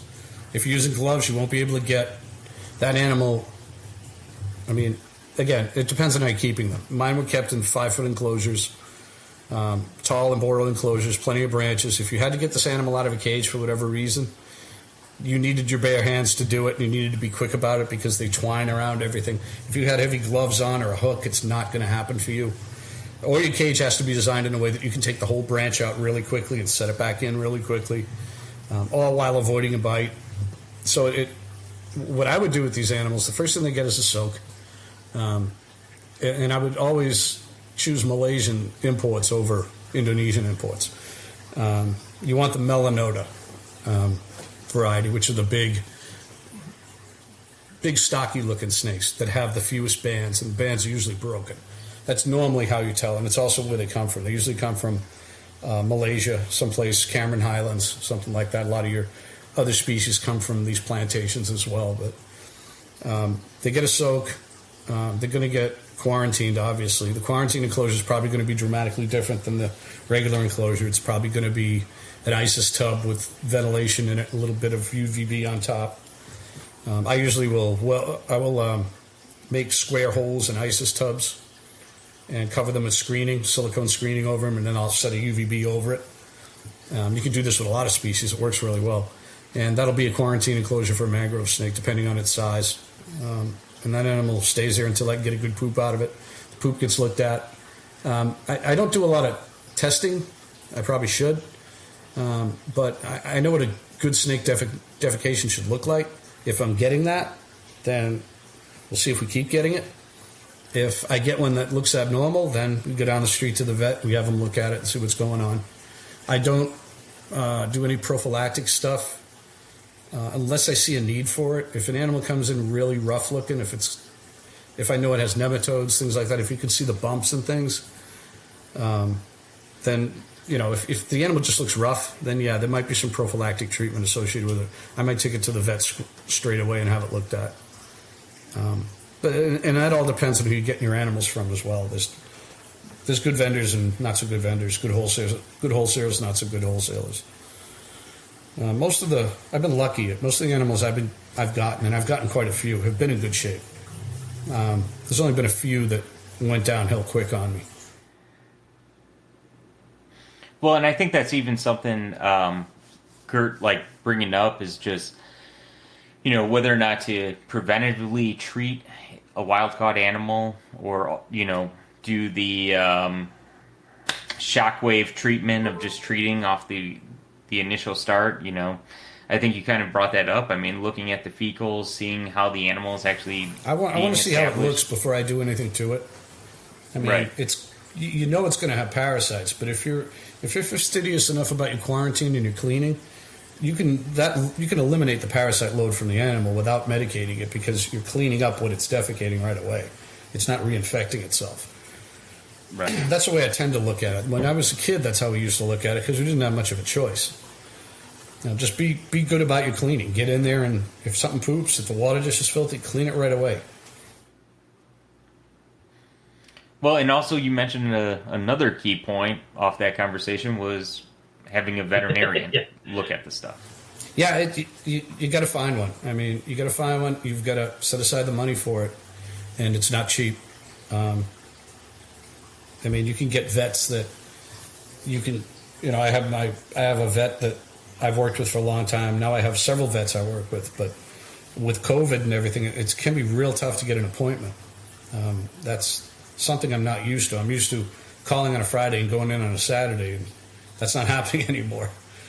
But luckily, I haven't had any issues that I haven't been able to address. So, but yeah, you should have a vet if you're, you know, again, if you're going to be keeping animals and they're wild caughts, you're going to have to assume that you're going to need a vet at some point, and it's going to not, you know, it may not be a husbandry related issue. It may just be an issue with the animal. It's carrying a parasite load. So, in terms of getting some of the mangroves going as wild caught, were you feeding live? Were you feeding frozen, chicks, other prey items? The Malaysian Melanota I got in, all ate mice and rats, frozen thawed, right off tongs, no problem, right out of the jungle. The Indonesians, I can remember raiding the bushes in front of my house for wren nests to feed them. because they sucked. They're prettier because they have more bands, but they're just, it's impossible to figure out what they were feeding on in the wild. So you have to just get lucky. And I had a lot of those just crash on me. But the Malaysian Melanota, and you know what you're looking for if you can see it. Those are the ones that do the best. They usually have very few issues with parasites. They have very few issues with feeding. That female that went up, I had a big female that I had for many years. I gave it to Kevin up at Nerd in a breeding loan, and he can keep it. I'm not too worried about it. If anything happens, he'll call me, if he has babies or eggs or whatever. But that animal can stay there. That was a huge, monstrous female Melanota. Never gave me a problem with feeding. Never gave me any problem. Oh, it had mites. It did have mites when I got it. But that was easily fixed. That was the only issue I had with that animal. I had that snake for 8 years before I loaned it to Kev. He crossed it with his male, but nothing ever happened. They're tough to breed. I've only bred them twice, and it might have been just pure luck both times. I had a rain system in the enclosure, and I think that really helps to get them rained on, and that, I think, triggers the male and female to pay attention to each other. It was a homemade rain system with tubing and a pump set in a kitty litter box. But it worked, and it had all these holes in the tubing, and it wouldn't spray. It would drip, drip, drip, drip. It's not like your misters you can buy today, which are kind of unnatural. It was just, it just produced this slow, steady dripping all over the cage. And the only 2 times I've gotten them to breed was when I had that system working properly. And I was able to hear them in the other room crashing around in the cage trying to breed. That's how I knew it was happening. And so I set up an infrared light, and I would go in there and try to film it. I didn't have a cell phone camera on my phone at that time. I don't think they had them. It was back in the 90s, both times when I bred them. And I forget what I used, but I filmed some of it. So I find that very interesting, though, Kurt, talking about the rain system, because we've always talked about barometric pressure, triggers. We really haven't on any episode talked about just rain itself and how moisture can actually trigger I tried something. to do it with a regular misting system too, and they didn't do anything. It didn't seem to be the same thing. I don't know whether it's the physicality of the drops hitting leaves in the enclosure or the drops hitting them. They do weird things, mangrove snakes. They'll stick their tails in water dishes and keep them there for hours at a time, and you'll see them kind of break out in kind of a sweat when they do it. I've heard there's some Asian pit vipers that do the same thing. I don't know who's documented it, but I've seen it happen a few times. They seem to... There's the thing with water and hydration with them that I think a lot of keepers miss. But I'm not so sure I've got it completely ironed out myself. So when they get out of quarantine and they're moving into their more permanent digs, what's that look like? Size, heat, humidity, all that chat? Well, adult animals, so we're talking about, I usually use a spot and a UVB strip. I'm a big fan of the strips you can buy on Amazon. They're made by a bunch of people. They don't tend to be the highest quality, but they're not terribly expensive either, so it's okay. They have a reflector strip. They're about anywhere from 2 to 4 feet long, and you can just lay them on top of the screen cage, plug them in, and there's your UVB. They don't require high heat. They'll bask under like a 90-degree spot. But if you take the temperature, it's only like 85 degrees with a temp gun. And that's pretty much all I do for heat. And then it's ambient heat. So they're probably being kept at around 80 degrees ambient heat, and then with a spot of around 95. And then if I try to breed them, which I haven't done in years, I will eliminate the spot. And if I was going to do it again, I'd probably make sure I had that. I'd try to make sure I could build a similar rain system for them, which I actually did try to do, and I tried to do it with some PVC pipe. But it wasn't the same. I couldn't get the hole small enough. Even with the smallest drill bit, the water would pour out, and it wasn't a droplet like I wanted. But when I took the ice pick and stuck it into the aquarium tubing, the air hose tubing, it worked perfectly. So that's something I got to think about. It just didn't work the same way, so I never utilized it. And then a little later, I gave that female to Kevin. So if far as I know, he's had no success with her. They're not easy. Bill bred them a few times. So what's the substrate like? Are we worried about humidity with them? Or is that something people worry too much about and it's not overly important? I've done all kinds of stuff with substrate. They like humidity.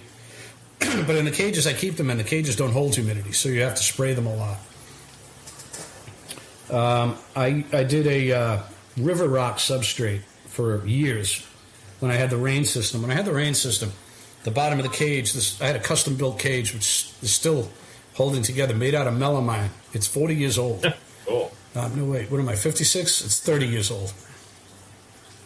And it's made completely out of melamine. The bottom is egg crate.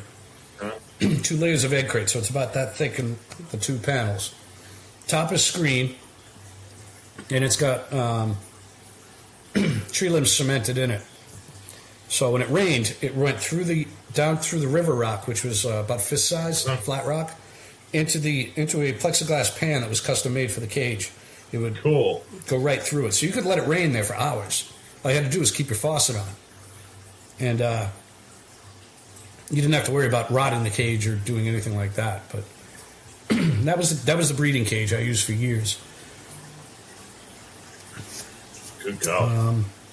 And then the other cage has cypress mulch in it, which is just a enclosure for the female. The male was always kept in the other cage. Both cages are the same size, glass fronted, screen top, except the female's cage had a wood bottom, and I treated it with a marine epoxy, so that you could actually pour a glass of water into it. It would hold water. Pretty cool. Without rotting the wood. Expensive, but it worked. Still works to this day. Good stuff. So, when you got the eggs and they hatch, how'd you get 110 days? 110 days. You remember what temps were at 110 days? 70? About 80 degrees. That's a long incubation time. Yeah, it was a long time. There were 4 eggs and all 4 hatched. Both times. And same female. How did you get the little guys to start? Well, there was a guy called, what the hell was his first name? Gillingham, who you guys probably know. He had a serpentarium in California. And he told me, fill a shoebox with cypress mulch, pour a glass of water in it, keep it at 85 degrees, put the babies in it, and offer them a pink mouse a week after. And that's all I did, and they ate. Oh, my God. So I guess maybe the babies like to live in leaf litter until they get big enough. But that worked, and I would just drop a live pink on top of literally this much cypress mulch and this little baby. And it would just, next morning that pink was gone because I'm searching through there and it's not there. And after a while they got big enough and they started biting me, and I'm like, okay, let's move them into a bigger enclosure. So I did that. And then bigger and then bigger. And then I ended up selling them to a wholesaler for like nothing because I was young and stupid. Yeah, I'd kill to have any of those snakes back now. So the telltale time to move the snake to a bigger cage is when they start biting. Yeah, well, melanota are interesting. They come out of the egg, and they're not yellow and black. They're orange and black. When the orange starts to go away, that's when they start getting bigger and bitey. So they grow fast when they're feeding. I mean, if you can get them to eat, which I never had an issue, but I had live pinks too. If you're trying with dead pinks or they don't do the tease feeding thing well, that's fine as an adult. But babies are very shy. They don't.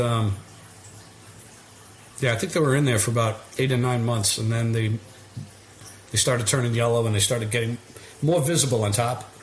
So I moved them into bigger ventilated tubs, and then from there we went into like the customized 40 breeders that I talked about earlier.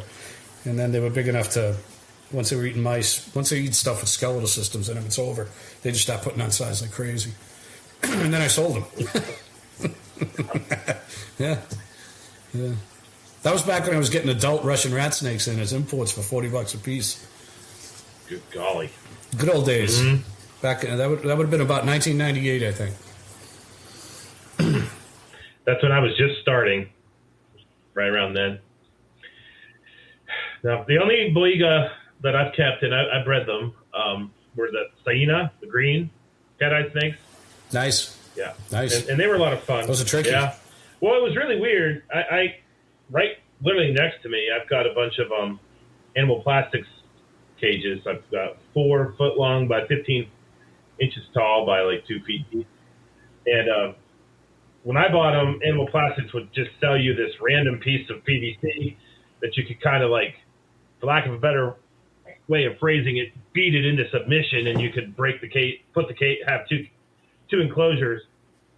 And I kept the male and the female in 2 separate enclosures, and I raised them up that way. And I noticed that it was 2020, and that's when we were all stuck in our houses in March and April, and we had a massive thunderstorm rolling through here in mid-April. So the barometric pressure was just bottoming out, and I had just serendipitously misted the living crap out of their cage that day. And the male was doing everything he could to bust through that wall. And so I thought, what the hell? I'll just knock the wall down. And so I did, and I came in not 10 minutes after. I hadn't even turned the lights off yet, expecting this to be really difficult, and they were already locked. So got my eggs, and then got to go through you do not put sienna on deli cups with mulch and drop live pinkies on their heads to get them to eat. I can tell you that. No, you don't. You were doing probably little bits of mouse tails. They were friggin' nightmare. Well, they were such a nightmare that I was like, here, grad student, you can have half these, and Dan and Philly, you can have the other half, because I just shipped those things out of here. I didn't have time to deal with them. So, but I've seen pictures. They're growing now, so that's cool. Yeah, I guess if once you start them and do the pain in the ass work, after that they do pretty well. Yep, yeah. But yeah, that's why, I mean, people get money for stuff like that because it's such a pain in the neck to get them going. No one wants to put in the work. Hells yeah. All righty. So I know I wouldn't do it. Anything else on the mangrove, like words of wisdom you'd give people who are considering this species? Just be prepared for how they act. I mean, a lot of people, again, the internet is full of pictures of people handling these snakes. And people think that that's the norm. I mean, can it happen? Sure. I mean, the male I got from Bill was pretty placid. All throughout his whole life, he was a good little snake. But you don't want to just do that. No. I mean, you know your window with your animal. I mean, and know its behaviors. If they start flattening that neck out vertically, they start holding their tongue out, put them right back in the cage. I mean, the cages I had my animals in, I had to take them out by hand. I had no choice. And I'd like to do it as gently as possible, because that's the way when I worked with real venomous, you don't just jam a hook in there. You don't piss animals off that way. You try and finesse them. Mm-hmm. You try and get a rattlesnake out without it using its rattle, and put it back in the same way. So the more gently you can do this, the better off it's going to be for you and the animal. But you don't want to take forever either. And if that animal doesn't want to come out, then clean it tomorrow. Yeah. It's better to not aggravate it. It's like working with birds. Always begin and end on a happy note. Mm-hmm. I think there's a lot to be. A lot of people just aren't prepared for how aggressive they are. Yeah, no, that's a very key note. Yeah. And that's something I wanted to talk about. I mean, just in terms of the relative interest in Boiga, going forward in the hobby, is just you have to be prepared. And really, those animals need more training than just your normal colubrid. People just aren't used to seeing them how they really are. They're used to seeing people handle them in photographs. They're not used to seeing a video of one of those things backing you up across a room. And they'll do that. I mean, a big one can do that. A big one just won't hesitate. it will just come right after you. They don't care if they get mad enough. But yeah, I mean, that kind of preparation, you're not going to even dangerously venomous snakes don't act like that. Yeah. No.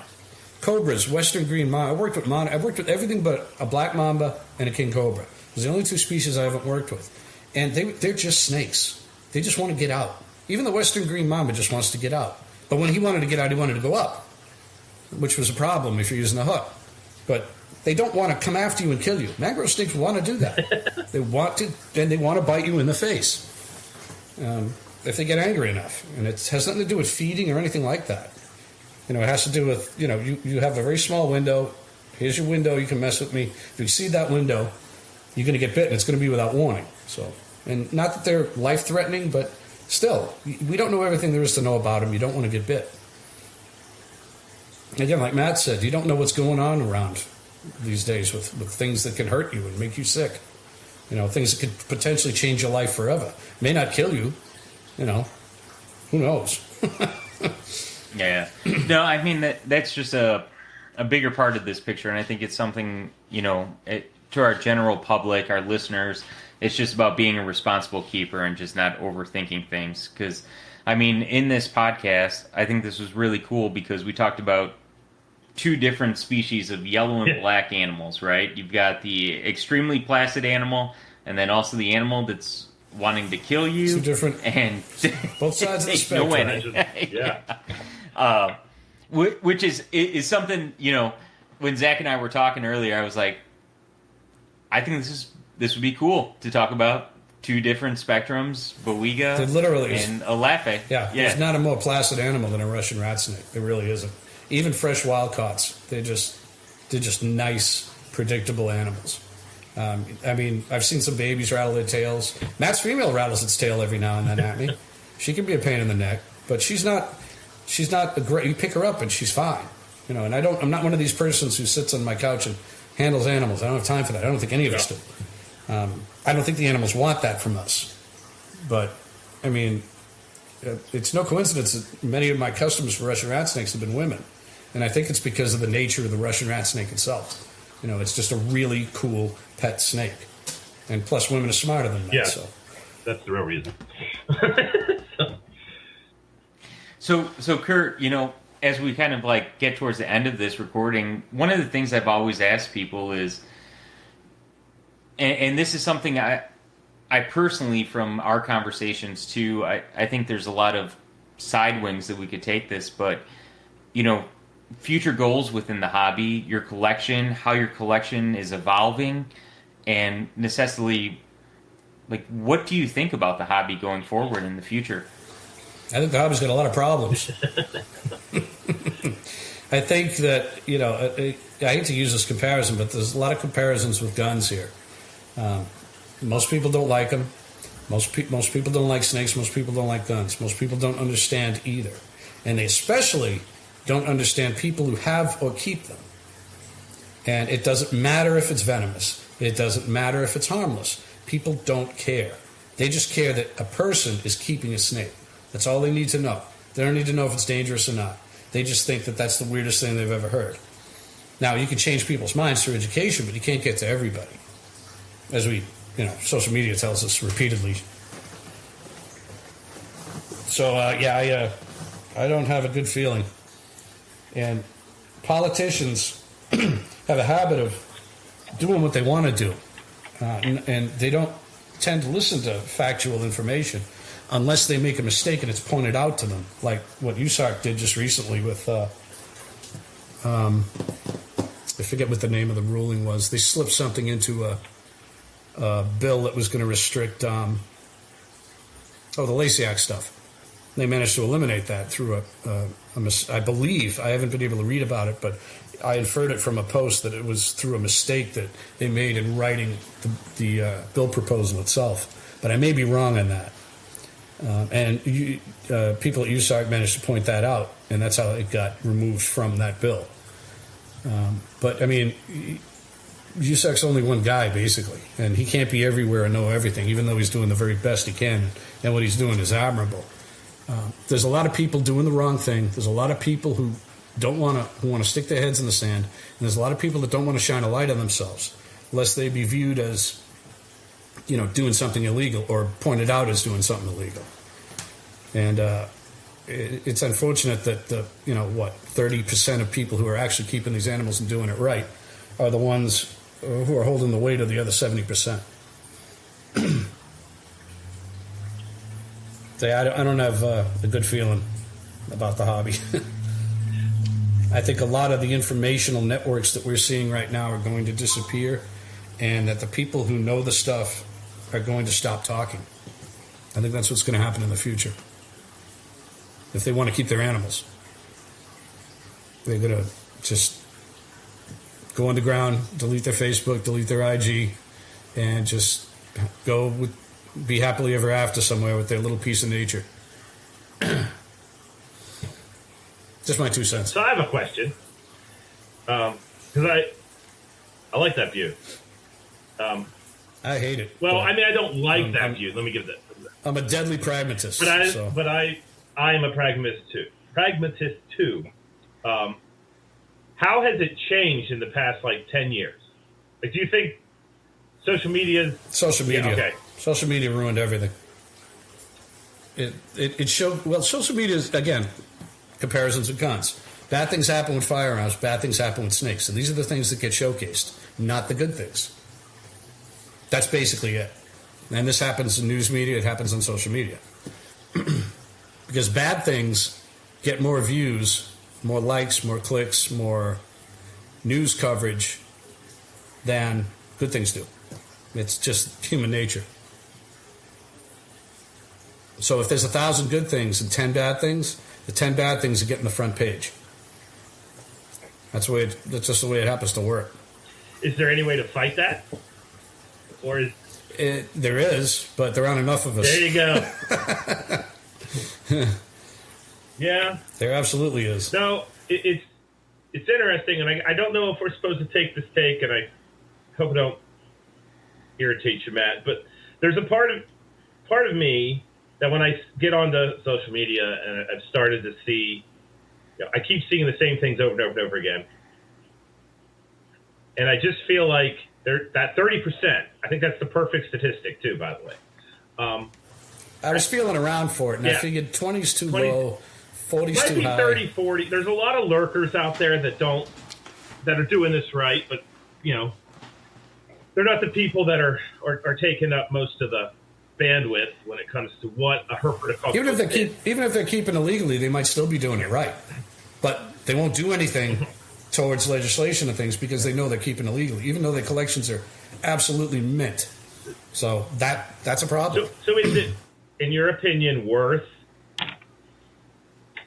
calling people out, or is it they're going to do what they're going to do? So, the pragmatist approach, it is what it Depends is. on who the person is.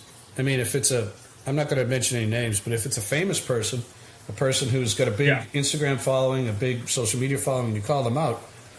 There's an old saying, bad publicity is still publicity. Yeah. So in a case like that, don't share that shit. Mm-hmm.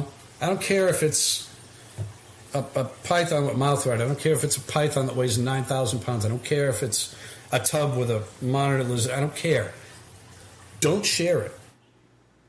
Because that just generates into whatever it is and however it is that these folks are making money off that image. Or the post or whatever it is. 100%. Kurt and I have shared this view for many years because... Giving advice is one thing, Yeah. But sharing a photo of something, it's just, like I said, it's doing more good for the person who's doing the bad thing than it is to showcase the bad thing, which is what you don't want. Yeah. And the hard part about this is, at that point in time, and this is very true in our society, and also in the hobby, is it's no longer about the animals. Mm-hmm. At that point in time, it becomes about the money. And because that's your living. A lot of people, correct, and a lot of people are making money off of YouTube, social media. For instance, Zach and I, and the whole NPR network, we do this completely for fun to try to present good, positive information to all of our encompassing viewers and try to present the hobby in a positive way. And that is the future and what we want to actually see in our community. Yeah. Yep. Totally in agreement. So share our stuff. There you go. And we'll give a plug to the Herpetoculture Network too, because they've got the 100%. They're totally their heads in the right game as well. So, all right. Nope, That's just something, you bringing this up today, and today was the day where I was like, saw something and was just like, I just feel the need to say something. I was like, I don't know if it's worth it or not. And then I didn't say something, and it's just been eating at me all day. And I thought, is there a way to do it diplomatically? Is it going to be used? Like, you said? Is it going to be used as publicity? Well, I mean, but commenting on one of those posts is not necessarily generating, or maybe it is. I don't know. Just depends on the view. Like I saw, there's Yeah. a guy on Instagram, and I'm just flipping through my feed trying to relax, and I thought at first like he's hand over hand holding a. My brain went to Nerodia because there's no way you would be doing that with a crotalus, with a rattlesnake. But, Well, that's how you and I would think. But then I thought, no. That is a freaking rattlesnake. And he's out in the middle of nowhere, Arizona. And if he gets tagged by that thing and, dies, we're done. And here he is, got 25,000 views in the past hour. And I'm just thinking, like, this is why everybody thinks we're crazy.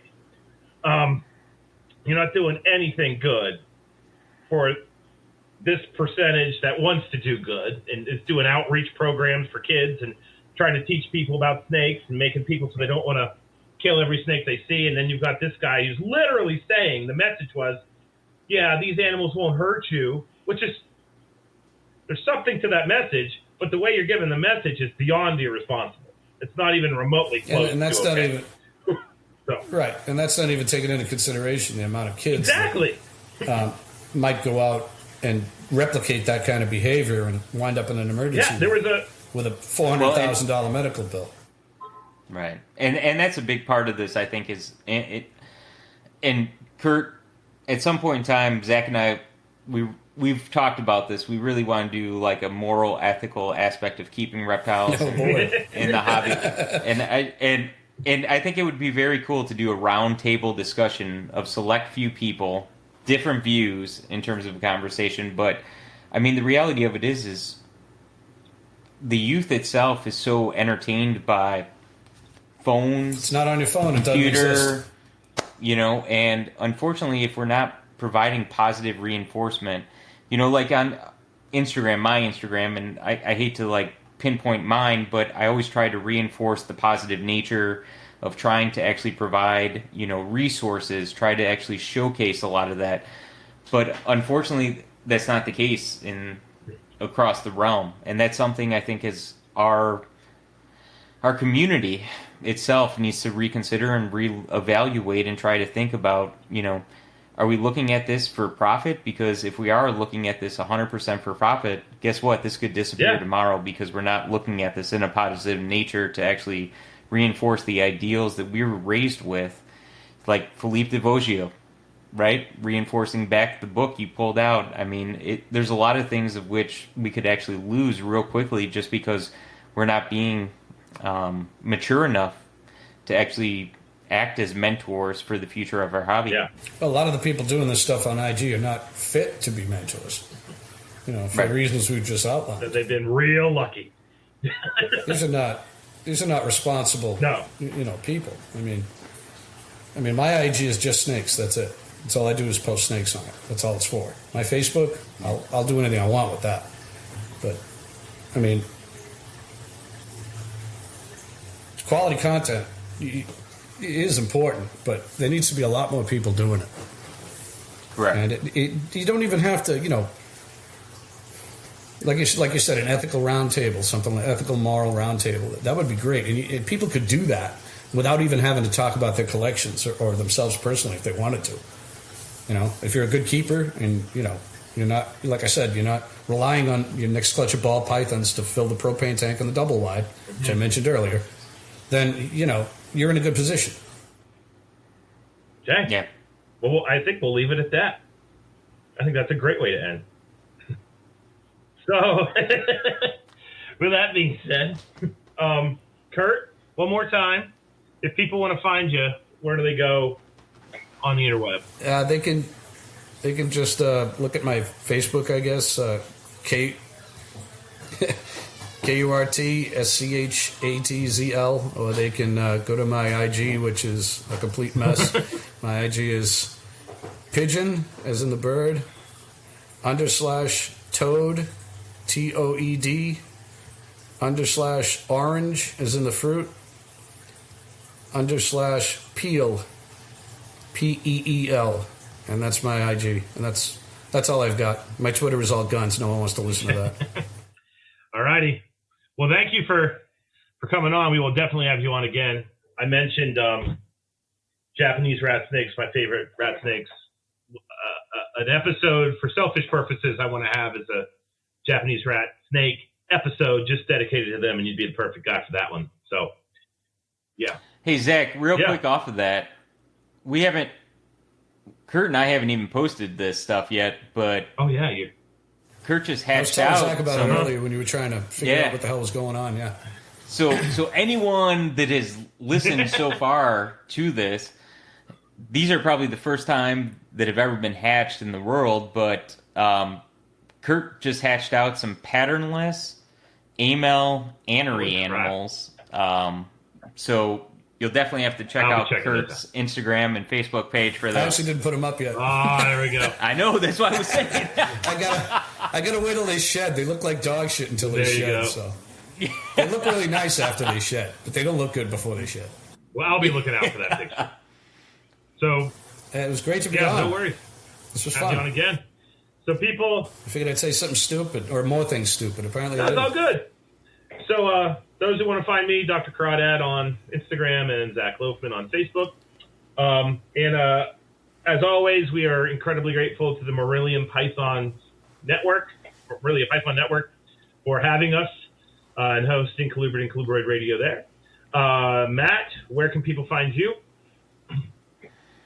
Sarpamitra on Facebook and Sarpamitra USA on Instagram. Alrighty, so this has been another episode of Colubrid and Colubroid Radio. Thank you all, and have a wonderful day or night, depending on when you're listening. Later.